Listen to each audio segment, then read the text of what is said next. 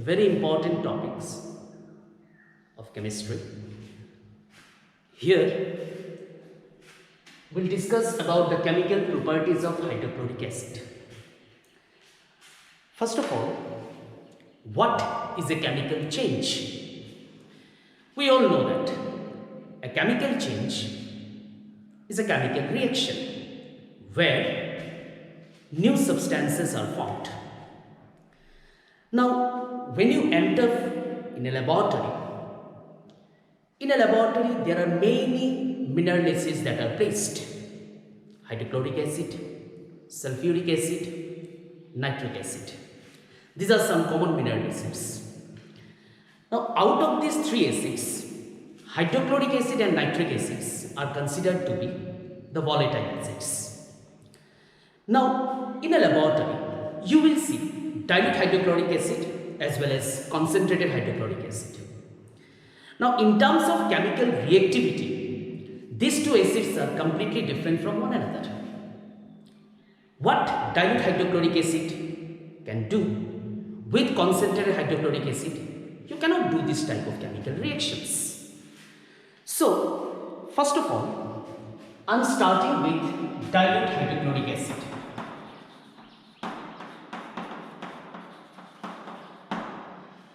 Not only dilute hydrochloric acid, any dilute acids shows, number one, acidic character.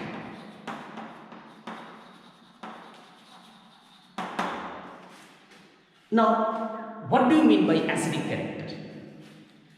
Acidic character means ability of preparing different gases.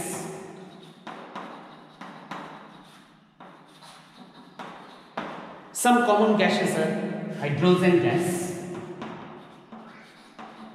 carbon dioxide gas, sulfur dioxide gas, hydrogen sulfide gas, etc.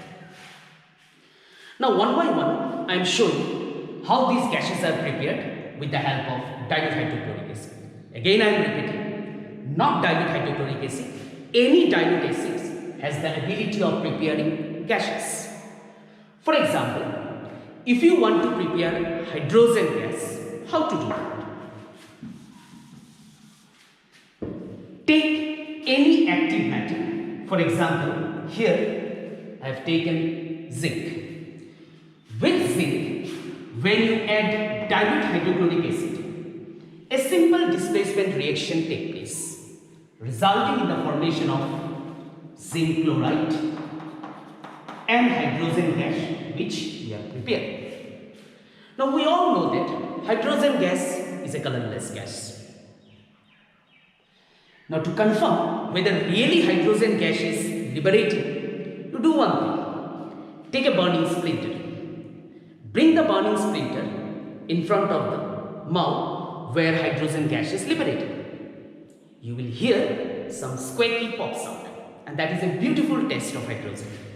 Anyway, since we are discussing about the ability of preparing gases by dilute hydrochloric acid, for example, if I want to prepare carbon dioxide gas, you know that, take any metallic carbonate. Some common metallic carbonates that are present in a laboratory are sodium carbonate, calcium carbonate, magnesium carbonate, etc. Any metallic carbonates, when treated with dilute hydrochloric acid, you will see carbon dioxide gases are liberated. Again, the same thing, carbon dioxide is a colorless, odorless gas. Now, how to confirm whether really carbon dioxide gas is liberating or not? To do this, take clear lime water. Take a glass rod, dip the glass rod in lime water and bring it in front of the mouth where carbon dioxide gas is liberated. You will see a milkiness appears. That confirms the liberation of carbon dioxide gas. Now, apart from hydrogen and carbon dioxide gas, if you want to see the formation of sulfur dioxide gas, you can do that. Take any metallic sulfides. Some common metallic sulfides are sodium sulfide, magnesium sulfide, calcium sulfide. These are some common metallic sulfides which you will get in any chemical laboratory. Take any metallic sulfides, add dilute hydrochloric acid. I repeat, add dilute hydrochloric acid. Concentrated hydrochloric acid cannot prepare gases, especially sulfur dioxide gas from this type of metallic sulfides. So take any metallic sulfide, add dilute hydrochloric acid. The products so formed are, if I take sodium sulfide, sodium chloride, water and sulfur dioxide gas. As usual, like hydrogen, like carbon dioxide, sulfur dioxide is a colorless gas, odorless gas. How to confirm whether really sulfur dioxide gas is liberated? To do this, let us take a test tube. Inside the test tube, let me take potassium dichromate crystal. We all know that potassium dichromate is an orange colored crystalline solid.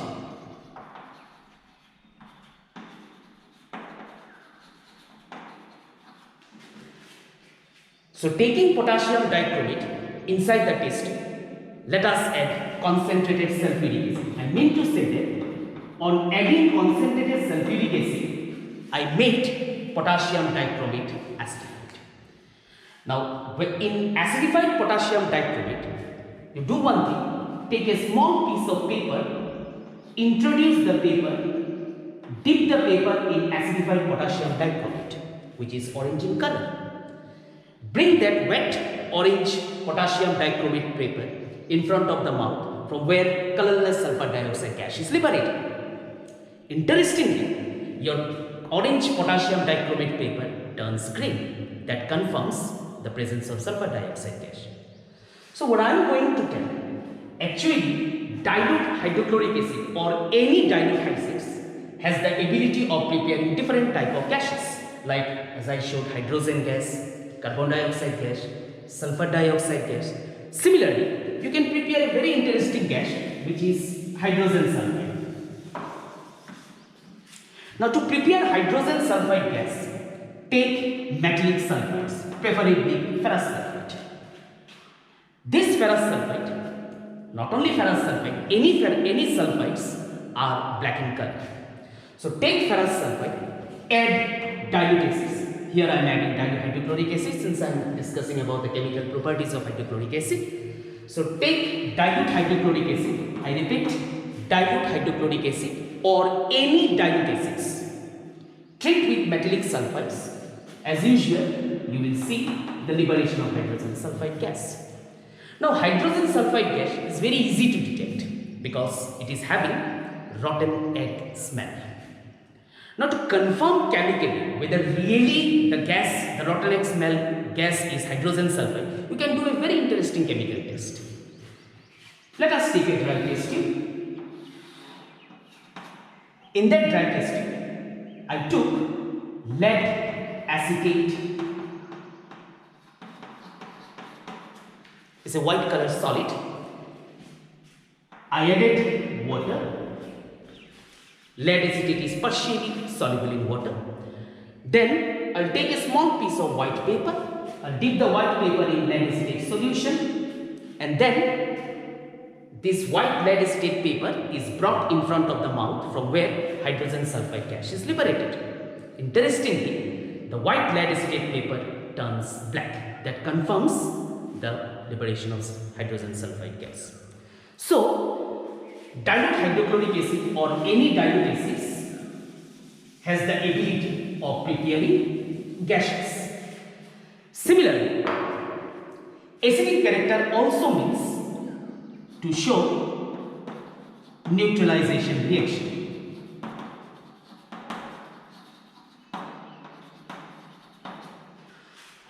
In your first term syllabus, you did acid, bases and salt, and in that chapter already neutralization reactions are explained. And you know that in neutralization reaction, we take an acid, we make the acid to react with a base, the products so formed are salt and water. Now acid means which acids? Concentrated acids? No. Neutralization reactions are shown by dilute acids. Here, since I am discussing with hydrochloric acid, here I will take dilute hydrochloric acid. If you want to make a neutralization reaction with other acids, you can take dilute sulfuric acid, you can take dilute nitric acid. I repeat, dilute acids shows neutralization reaction. I am showing one very important and a simple chemical neutralization reaction. You all know about sodium hydroxide.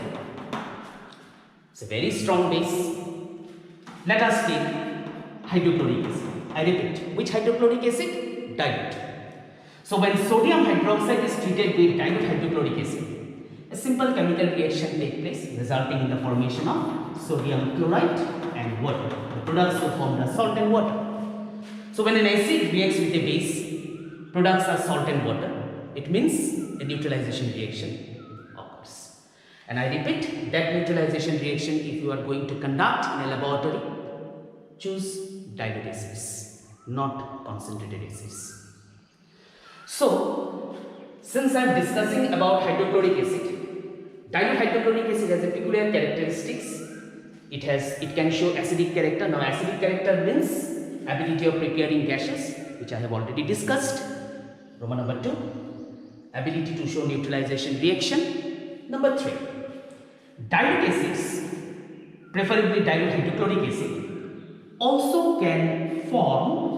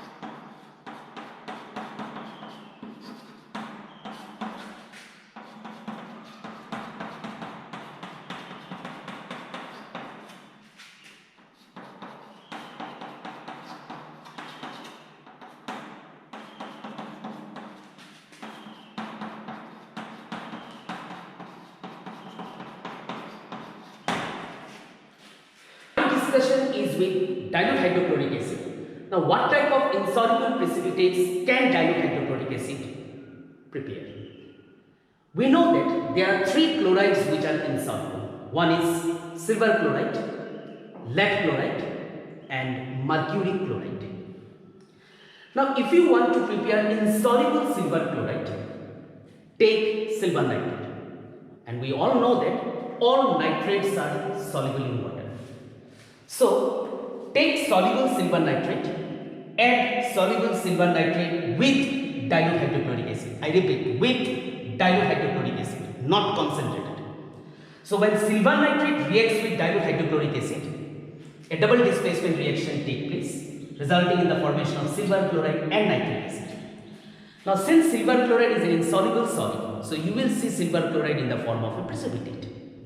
Similarly, lead chloride, like silver chloride, is also an insoluble solid. So, if you want to prepare lead chloride, take lead nitrate, which is a soluble solid, add lead nitrate with dilute hydrochloric acid.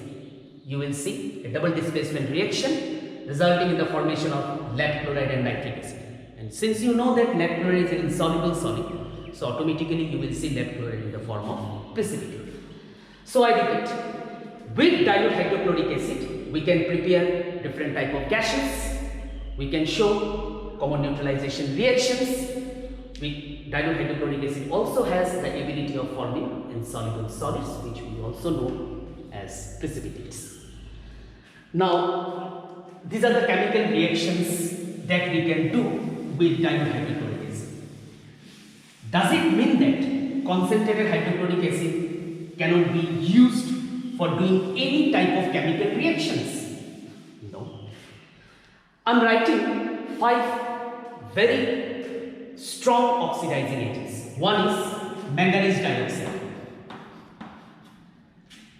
It's a black solid, very strong oxidizing agent. Second, lead dioxide.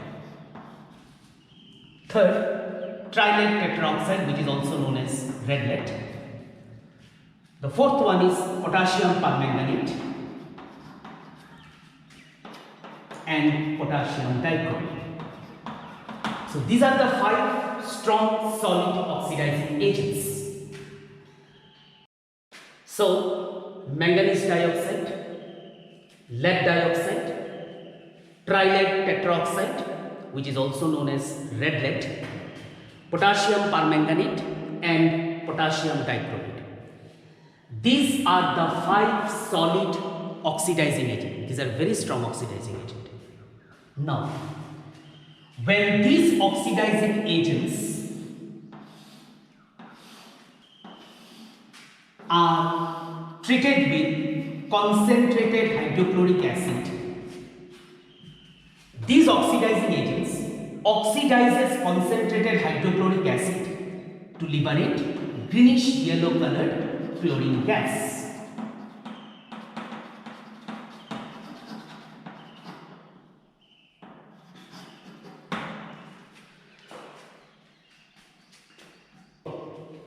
Let me consider potassium permanganate, because this is a common oxidizing agent which we normally use in a chemical laboratory. Other oxidizing agents, for example, manganese dioxide. Instead of using manganese dioxide as an oxidizing agent, manganese dioxide is preferably used as a catalyst.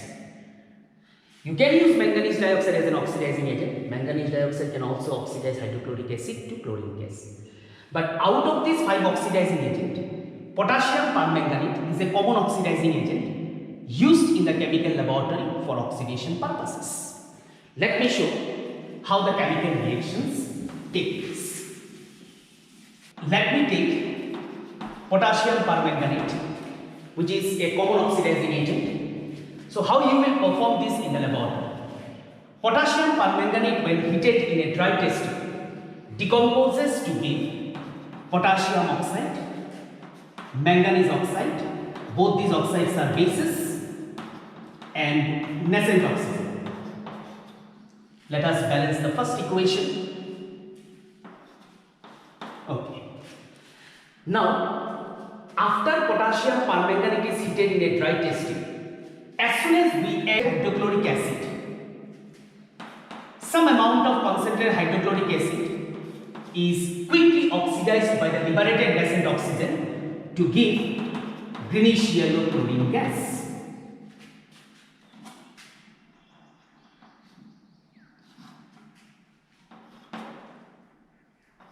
Okay. The remaining 2 bases reacts with the unreacted hydrochloric acid to give corresponding salt and water.